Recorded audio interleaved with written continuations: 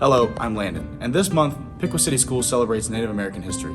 We hope to give you some insight into their lives, and today we present you with some interesting facts.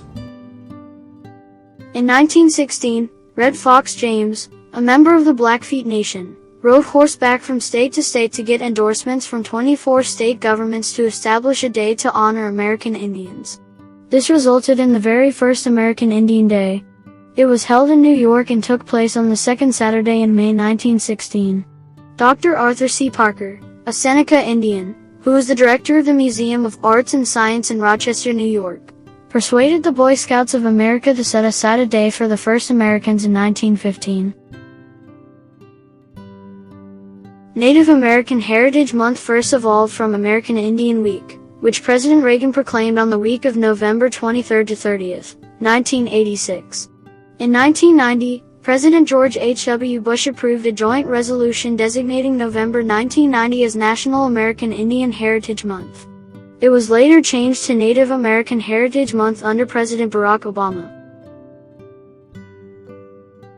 President Joseph Biden was the first to recognize Indigenous Peoples Day as a national holiday, which will now be held each year on October 11th. For many people, it's a counter-celebration to Columbus Day, a federal holiday which falls on the same day. In 1830, President Andrew Jackson signed the Indian Removal Act, which empowered the federal government to take native-held land east of Mississippi and forcibly relocate Native people from their homes in Georgia, Alabama, North Carolina, Florida and Tennessee to Indian Territory in what is now Oklahoma.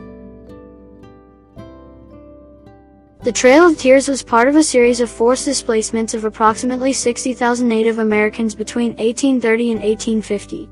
During that time, nearly 4,000 died of disease, exposure and malnutrition. To recognize and remember their history, you can walk parts of the Trail of Tears in Springfield, Missouri. It wasn't until 1924 that Native Americans were granted citizenship after Congress enacted the Indian Citizenship Act.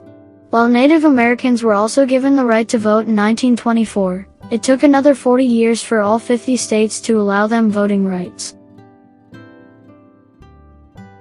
In 2020, 9.1 million people in the United States identified as Native American and Alaska Native, an increase of 86.5% increase over the 2010 census.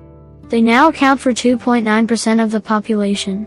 By 2060, the Native American and Alaska Native population is expected to be 10.1 million and account for 2.5% of the population. Alaska has the largest population of Native Americans in the United States, followed closely by Oklahoma. Thank you, and we look forward to seeing you tomorrow.